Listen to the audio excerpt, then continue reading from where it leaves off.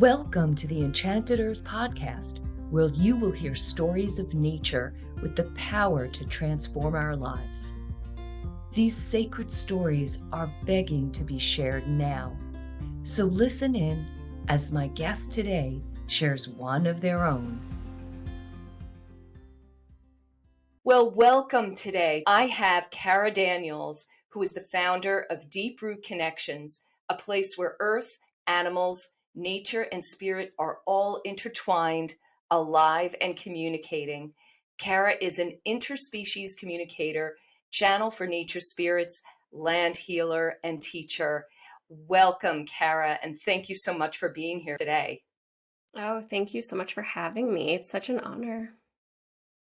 You have so many stories, as most of the people that I'm speaking with on this topic. And I reached out to you because I would love to hear kind of where you started, or a story about your kind of maybe surprising experience with nature. I am very excited to just dive right in. I think it's a story about kind of an early sign that you were meant to do this work. Yes. I feel like I've always been very called to be an advocate and voice for nature and the beings that we share this earth with. I just want to give a little bit of a prelude before I dive into the nature aspect of this, just to kind of give some context. I have always been really very deeply connected to nature and animals and everything wild. And I always knew I needed to do something special and powerful and kind of in service to that space. I just didn't really know what it was. And over time, I tried so many different career paths and they just were not working out. And so one day I accidentally started communicating with a cat, and that's kind of how all of this started. I learned animal communication. And when I opened up into that space, it was like fireworks and magic, and all of these wonderful things started happening. And it's like, oh my gosh, we can communicate with animals. And so I really dove in there. But a really pivotal moment for me was after I had started communicating with animals. I got really comfortable with understanding how information and messages kind of come into my space, how to validate and verify, and really kind of trust the process. But after I was in that space for about a year, I felt stuck. I was like, I don't really know what I'm supposed to be doing. Something doesn't quite feel right. There's more. I know there's more. And part of me kind of missed the wild aspect of my soul, if you will. And so I decided to take myself for a walk in the forest just for mental clarity and guidance. And I took my dogs with me, and I had this whole plan. I was thinking, oh, I'm going to hike 5 miles and clear my head, get some exercise. You know, I had my to-do list, of course. But when I got there, I had an intuitive hit to just sit and connect with the trees. I actually felt like I was supposed to connect in with the trees that day. And I thought, I don't know about that. I don't know if that's even possible. I had heard of people that could communicate and energetically connect in with trees. And I thought, well, maybe you have to be special or something to be able to do that. But I went with the flow. I set my intention and said, if there's a tree out here in the forest that wants to connect, I'm open. You know, I had no idea what I was doing. And so I got out of my car and I walked about a 1/4 mile. And all of a sudden, this tree just magnetically called me in. This tree was down in this little valley below me, so it wasn't like a direct inline sight of where I was walking. It was just like, I feel a presence on my side. I feel like I need to look. And there's this beautiful tree in this meadow right next to a beautiful creek. And I thought, oh, okay, cool. Maybe that's the tree that wants to connect in with me, but I'll check in later. You know, I have a to-do list. I have things to do.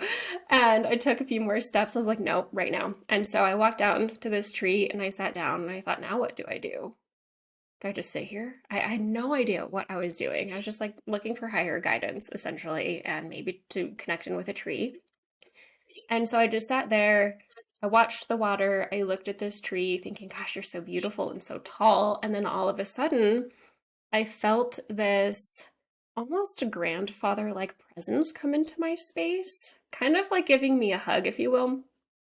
And then I heard his voice, this tree's voice, and he was so excited that somebody could hear him and could feel his energy. And we ended up having the most beautiful conversation. And he basically was just saying that there's so much more than what most people can see or perceive, and that I was currently going through a growth period from transitioning from animal communication to opening up my space into the broader spectrum of all of nature. And after the conversation, he dropped a pine cone on my head, literally bonked me on the noggin. And he said, take that home with you as a reminder of our conversation. And you can connect in with me that way. And so to this day, 4 years later, I still have his pine cone and I connect with him regularly for guidance, just to say hi. And after we closed that conversation, I thought, okay, well, I'm going to go finish my walk now and just let that sink in. You know, it was one of those moments where it's like, that just happened. That's normal. And then the shock comes in afterwards. Like, I just spoke to a tree. What?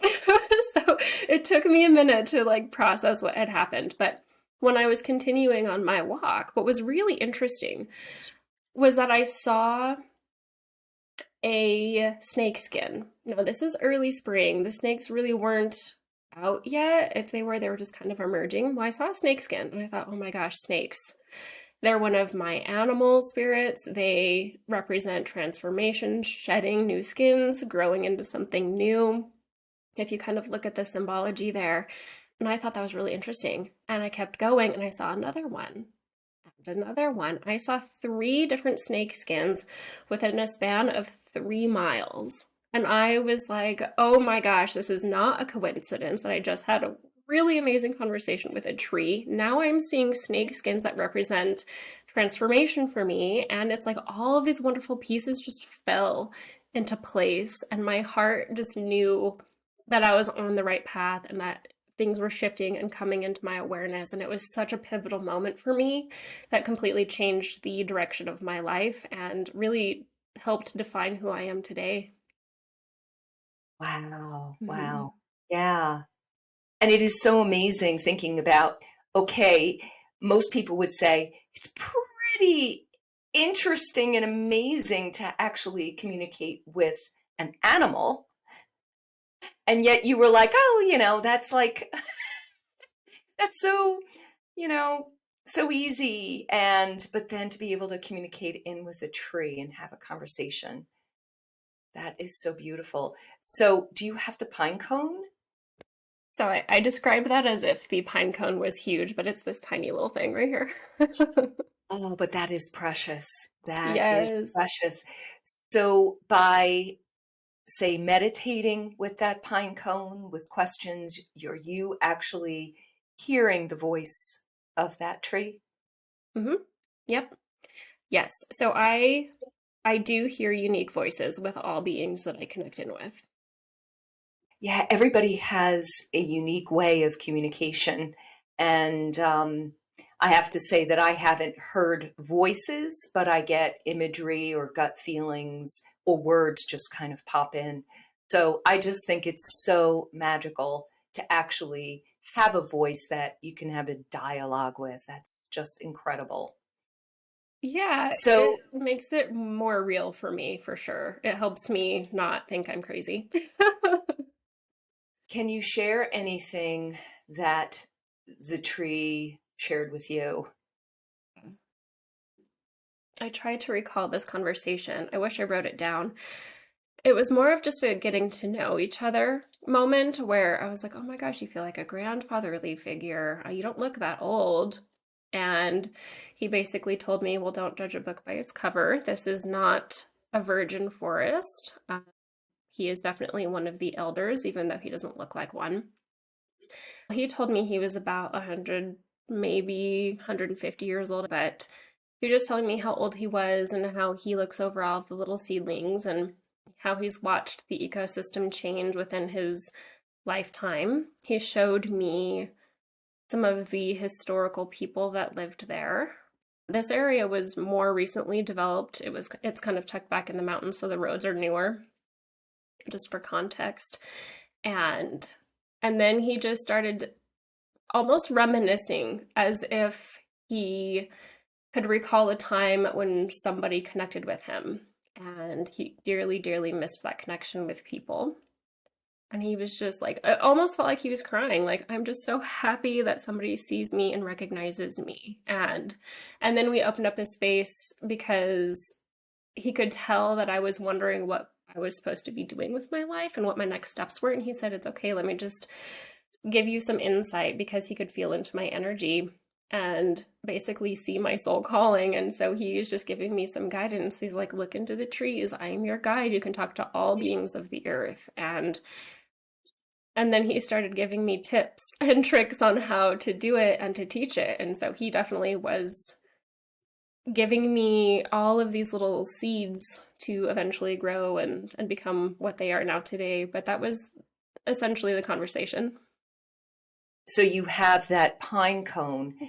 When you were talking, it reminds me of James Hillman is a psychologist who's written many books.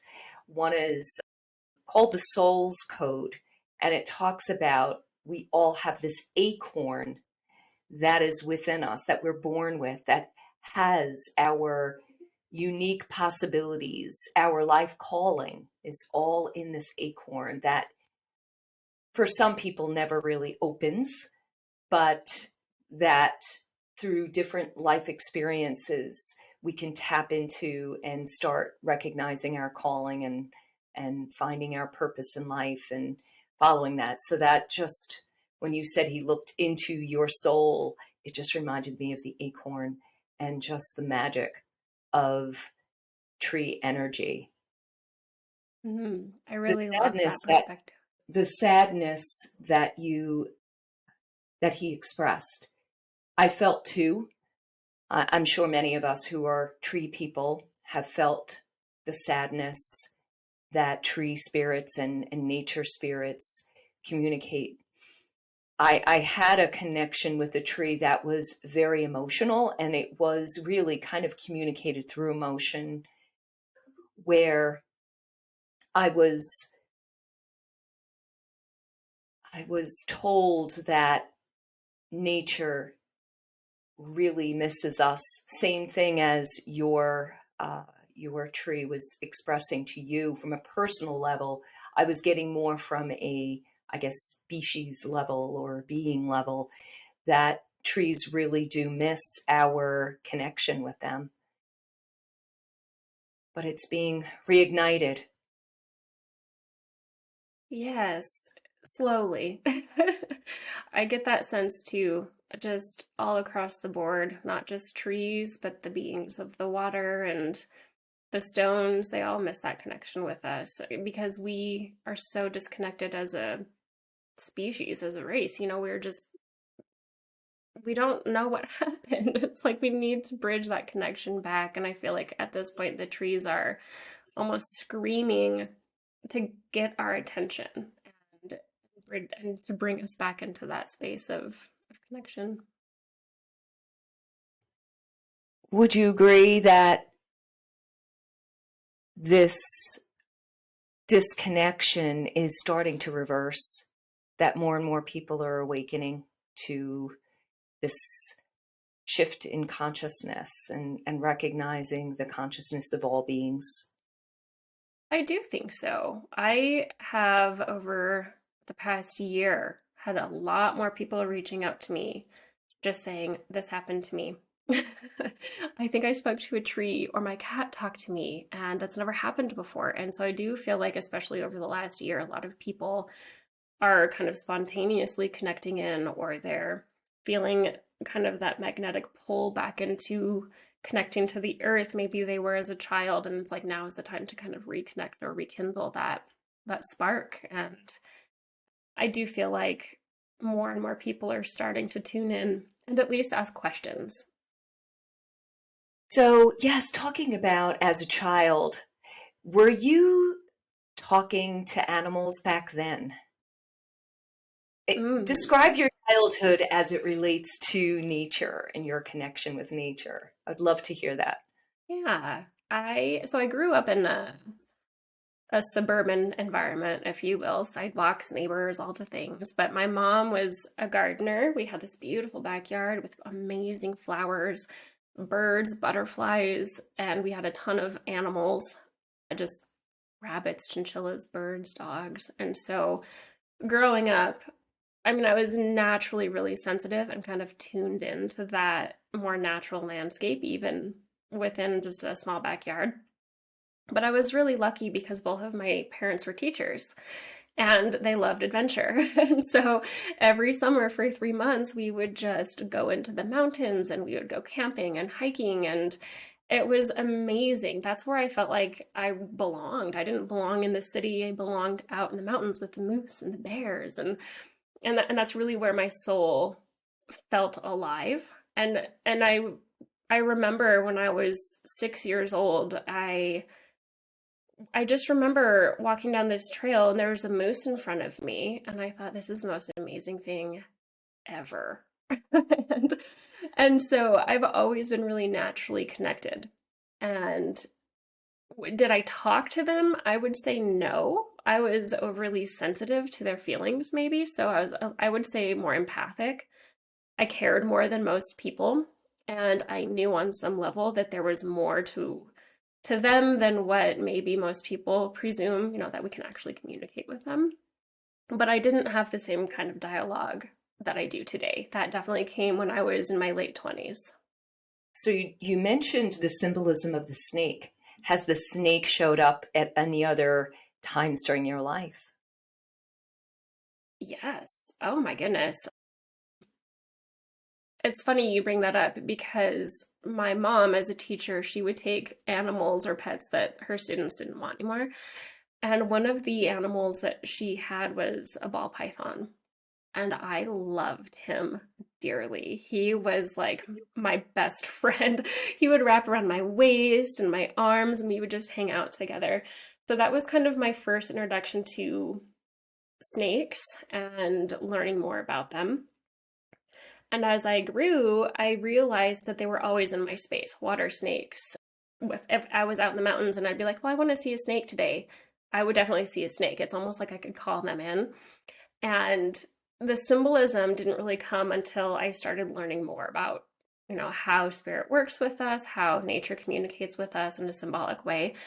But as soon as I made that connection, every time I found myself in maybe a sticky or hard situation or a change in my life, it's like snakes were everywhere. I would see them on the trail, just like I did when I was talking to the tree. I would see toy snakes randomly in the parking lot, or I'd see pictures of snakes. And so snakes have definitely been in my space for a really long time, and I've always been really drawn to them. So I feel like they're just on my team and here to be part of my guidance.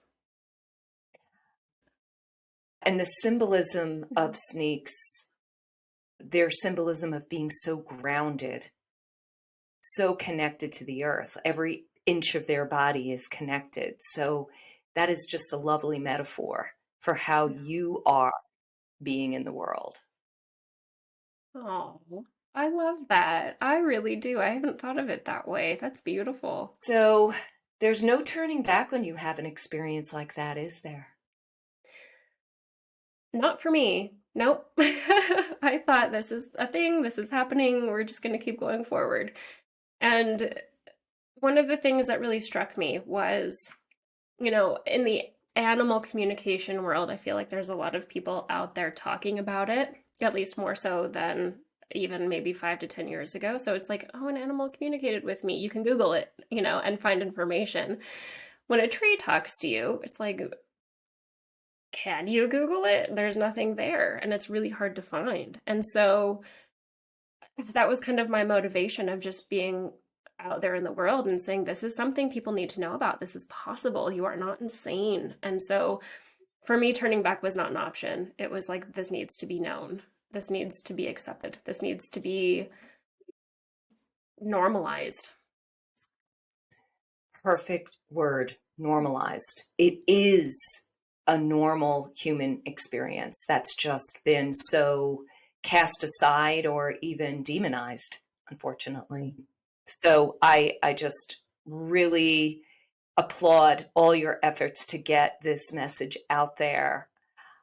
Do you have any simple tips that you could provide for connection to, say, a tree? If somebody wanted to, after they listen to this, what they could kind of do to make that connection? Of course. The first thing I would say to do is set your intention. Just say, I want to try to talk to a tree. And by doing that, you automatically kind of like turn your little light on and your beacon, and the trees will feel that intention. They'll feel that you're wanting to connect in with them. And I would say, let the tree pick you. Don't pick a tree, because on a frequency level, they're going to try and match you up with the best one that will connect in with you a little bit more stronger than, say, other ones. So if you take yourself for a walk, anywhere natural is fine, a park, a forest, just set your intention beforehand. If you can, maybe go alone if it's safe to do so, or be with a friend that's willing to be quiet, because being grounded and in the present moment with silence is really kind of important, so you can be aware of the sensations coming in or the messages that might be coming within your mind. And be open and playful and curious. I mean, I think that's the biggest thing, is to just not have too many expectations, but be playful and go in with a childlike kind of sense of wonder. You know, as adults, we get in our heads so much, and there's constantly jibber jabber, you know, our monkey mind is constantly in the way. But if we enter into that space of childlike wonder, of play, of presence, it's a lot easier for the trees to kind of call us in, and for us to receive that connection, whether that be through a shift in emotions, some kind of warmth or pressure or tingling kind of in your auric space or your energetic space, or even on your physical body.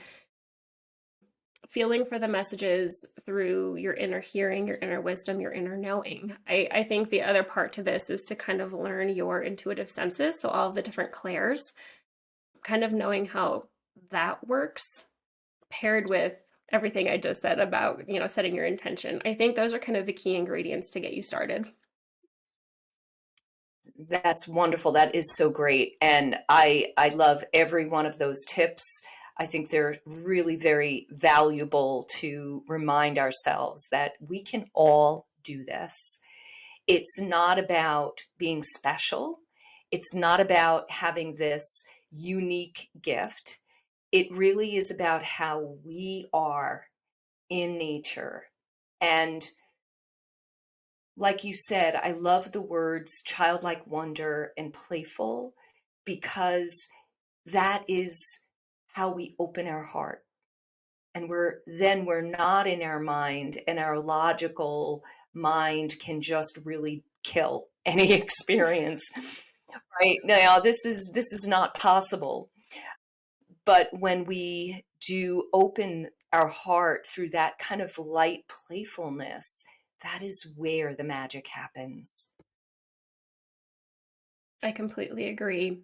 And our imagination, you know, oh, it's just my imagination. I just made that up. Well, I always like to remind people that our imagination is literally the gateway into connection. So if you do feel like you're imagining something, just go with it and just take it as it is and say yes, because that gives yourself permission to receive and enter into that space even more.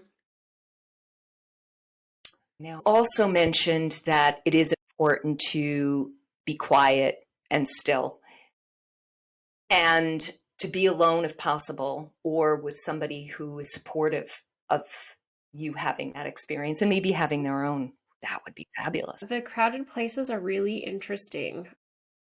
I was in the Grand Teton National Park by one of the more popular trails, and I was just kind of sitting there watching people come, people go, and people chatting, and how they interacted with the space and the trail and the water and the trees. And I had these three trees that I was kind of looking at just to see, you know, how they felt, if they wanted to talk. And it was really interesting.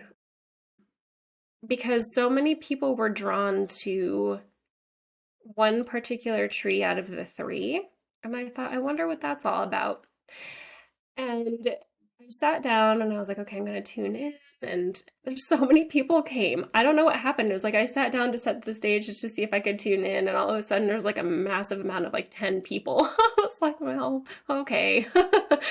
But, I'm really good at kind of just tuning out the extra world and listening in. That took a lot of time to kind of practice. But it was interesting how the trees perceived that. And I hope it's okay if I take this conversation there because, two of the trees were really excited that I was taking the time to actually notice them.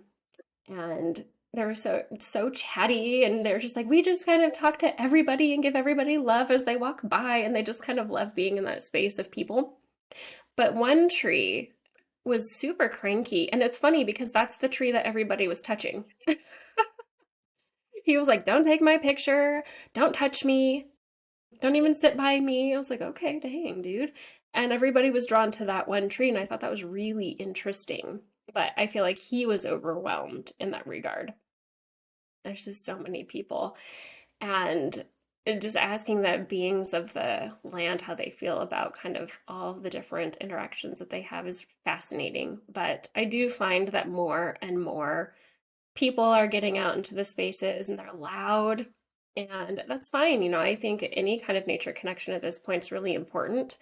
But for me, I do seek out the silence. So I definitely try to stay far away from crowds just so I can have my own space. Well, this was amazing to hear your story. Do you have any last words that you would like to share? Sure. I would just say, if you're curious about tuning into nature in a unique way and having those energetic exchanges and conversations, go for it. Try it. And maybe find a group of people that can support you and experiment with the process together. I do feel that when you have somebody to share an experience with, it gives both of you validation and power. And it gives you somebody to talk to, which I think is really important because most people don't talk about their connections with nature in this way. So just finding a small community or a friend to just go there with, I think is going to be important. And if you need help, there are definitely people like Maureen and I out there to give you support.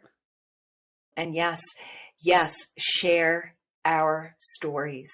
That is what this podcast is all about. That is what my book is all about. And it is more important than ever. Well, thank you so much, Kara. Thank you for being here today. And thank you for the work that you're doing in helping people really deepen their connection with nature. Thank you. Thank you. I appreciate it. Thank you for being a part of the Enchanted Earth podcast. Comment below, share, and most of all, please hit the subscribe button so that you'll hear when we publish another inspiring episode. You can visit us at luminous-spaces.com for more information on our online courses, retreats, and offerings. Thank you and have a magical day.